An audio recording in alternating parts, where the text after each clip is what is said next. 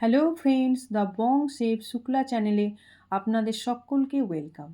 আজকে আমি বেলের শরবতের রেসিপি নিয়ে এসেছি।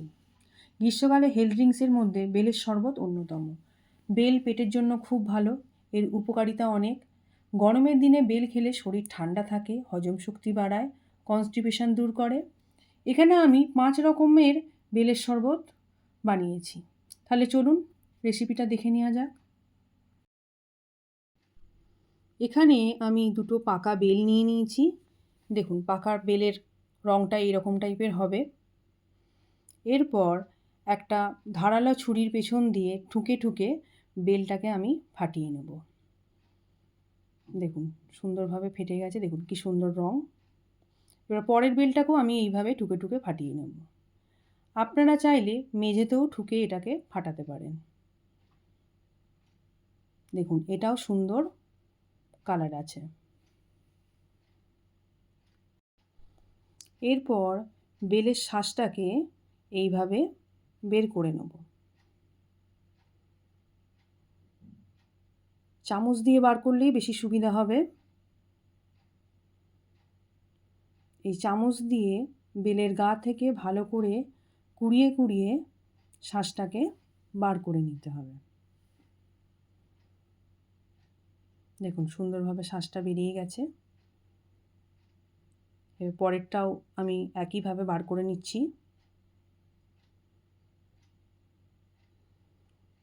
এই বেলটা অর্ধেক নেব কারণ শাঁসটা অনেকটা হয়ে গেছে। দেখুন সুন্দরভাবে কুড়িয়ে বার করে নিয়েছি।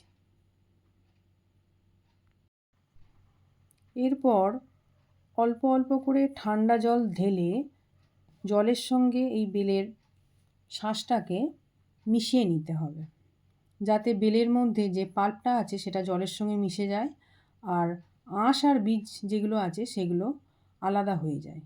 এই কাজটা হাতের সাহায্যেই করতে হবে, ব্লেন্ডারে একদমই দেবেন না, তাহলে বীজ শাঁসের মধ্যে মিশে গিয়ে তেতো হয়ে যাবে আর খেতে খুব খারাপ লাগবে। দেখুন সুন্দরভাবে আমি এটাকে মিশিয়ে নিচ্ছি। এরপর হাত দিয়ে চেপে চেপে আঁশ আর বীজগুলোকে আলাদা করে নেব।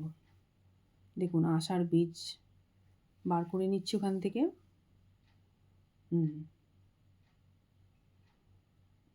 ভালো করে এটাকে মেখে নিচ্ছি।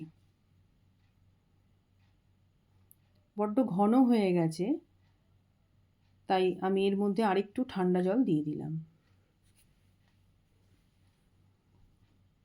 একটু পাতলা করে নিয়েছি, নিয়ে আবার আমি এটাকে যতটা সম্ভব হাত দিয়ে চেপে চেপে বীজ আর আঁশগুলোকে বার করে নিচ্ছি। এইভাবে হাত দিয়ে যতটা সম্ভব দেখুন আঁশ আর বীজগুলোকে আলাদা করে নিয়েছি। এরপর একটা ছাঁকনি দিয়ে এটাকে আমি ছেঁকে নেব। ছাঁকনি দিয়ে ছেঁকে নিলে যেটুকু আঁশ আছে সেটা এই ছাঁকনির মধ্যেই আটকে যাবে। আপনারা চাইলে এটা সুতির কাপড় দিয়েও করে নিতে পারেন। বেলের পাল্পটা দেখুন সুন্দরভাবে নিচের বাটির মধ্যে আমি বার করে নিচ্ছি। এই দেখুন চেপে চেপে এইভাবে এটাকে বার করে নিতে হবে।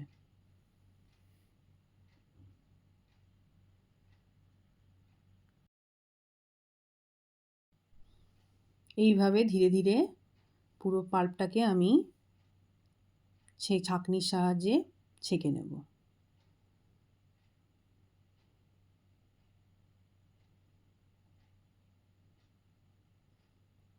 ব্যাস পুরোটা ছাঁকা হয়ে গেছে। একটা সুন্দর স্মুথ টাইপের একটা পাল্প আমি তৈরি করে নিয়েছি। এরপর এর মধ্যে আমি স্বাদ মতো লবণ দিয়ে দেব। অনেক সময় বেল খাওয়ার পর অ্যাসিডিটি হয়ে যায়, লবণটা দিয়ে দিলে অ্যাসিডিটি হবে না আর এর টেস্টটাও বেড়ে যাবে। দিয়ে এটাকে আমি ভালো করে মিশিয়ে দিলাম। এরপর এর মধ্যে হাফ কাপের মতো গুড় দিয়ে দিলাম। আপনারা চিনিও দিতে পারেন, তবে গুড় বেশি হেলদি। আর মিষ্টি কতটা দেবেন তা বেলটা কতটা মিষ্টি আছে তার উপর নির্ভর করে। এখানে বেলটা ভালোই মিষ্টি ছিল, তাই আমি হাফ কাপের মতো গুড় দিয়েছি। এবার এটাকে ভালোভাবে মিশিয়ে নেব। ব্যাস সুন্দরভাবে মিশে গেছে। এবার এই বেলের পাল্পটাকে আপনারা 2 দিনের মতো ফ্রিজে রেখে দিতে পারেন। তবে তার বেশি রাখবেন না, তার বেশি রেখে দিলে এটা নষ্ট হয়ে যাবে। এরপর একটা গ্লাস নিয়ে তার মধ্যে একটা বরফের টুকরো দিয়ে বেলের পাল্পটা গ্লাসের মধ্যে ঢেলে দিচ্ছি। এই পাল্পের মধ্যে একটু ঠান্ডা জল দিয়ে দেবো, দিয়ে এটাকে ভালো করে মিশিয়ে দেব। আর একটু পাল্প আমি দিয়ে গ্লাসটা ভর্তি করে দিলাম। এরপর এর মধ্যে হাফ টিস্পুনের মতো চাট মশলা ছড়িয়ে দেব।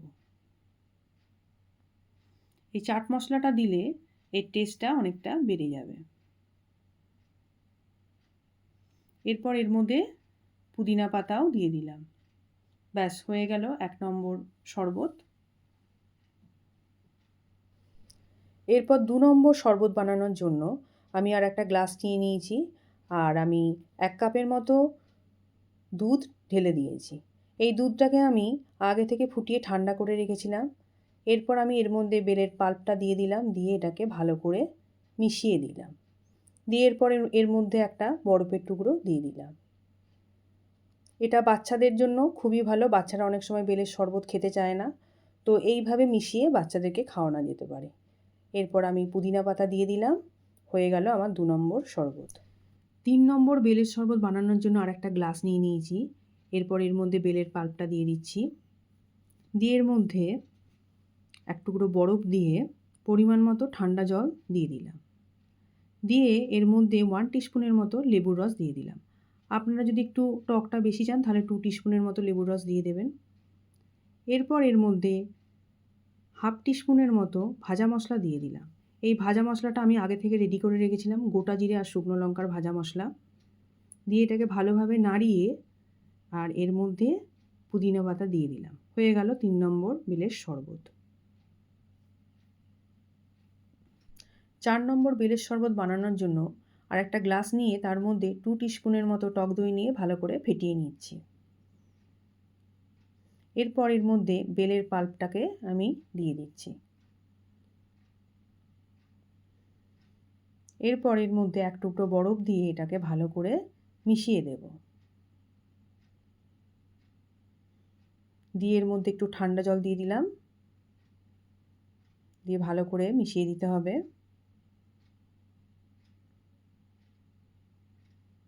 ব্যাস ভালোভাবে মিশে গেছে। এরপর এর মধ্যে সামান্য পরিমাণ বিট লবণ দিয়ে দেবো। এই বিট লবণটা দিয়ে দিলে খেতে টেস্টটা খুব ভালো লাগবে। এরপর এর মধ্যে আমি ভালো করে নাড়িয়ে দিয়ে পুদিনা পাতাটা দিয়ে দিলাম। ব্যাস এটাও রেডি হয়ে গেল। 5 নম্বর বেলের শরবত বানানোর জন্য আবার একটা গ্লাস নিয়ে তার মধ্যে 2 টিস্পুনের মতো ছাতু নিয়ে নিয়েছি। এরপর আস্তে আস্তে বেলের পাল্পটা ঢেলে দিলাম গ্লাসের মধ্যে। দিয়ে এটাকে খুব ভালোভাবে মিশিয়ে নিতে হবে। এরপর এর মধ্যে ঠান্ডা জল দিয়ে দিলাম, দিয়ে আবার ভালো করে এটাকে মিশিয়ে নিলাম। ব্যাস সুন্দরভাবে মেশানো হয়ে গেছে। এরপর এর মধ্যে আমি এক টুকরো বরফ দিয়ে দিলাম, আর সামান্য পরিমাণ বিট লবণও দিয়ে দিলাম। যারা উপোস করেন তারা এইভাবে বানিয়ে খেতে পারেন, আর যারা ডায়াবেটিক পেশেন্ট তারাও খেতে পারেন, শুধু মিষ্টিটা স্কিপ করে দেবেন। বিট লবণ দেওয়ার পর এটাকে আমি ভালোভাবে মিশিয়ে দিচ্ছি। এরপর আমি এর মধ্যে পুদিনা পাতা দিয়ে দিলাম। হয়ে গেল আমার 5 নম্বর বেলের শরবত বানানো। এইভাবে 5 রকমের ভিন্ন স্বাদের বেলের শরবত বানালাম। আশা করছি আপনাদের ভিডিওটা ভালো লেগেছে। যদি ভালো লেগে থাকে তাহলে আপনারা অবশ্যই বাড়িতে ট্রাই করবেন। আর কোনটার টেস্ট সবথেকে বেশি ভালো লাগলো তা কমেন্ট করে জানাবেন। লাইক শেয়ার করবেন, আর চ্যানেলটা অবশ্যই সাবস্ক্রাইব করে নেবেন, আর পাশে থাকা বেল আইকনটা প্রেস করে দেবেন। তো আজকের মতো এখানেই শেষ করছি। সবাই ভালো থাকবেন, সুস্থ থাকবেন।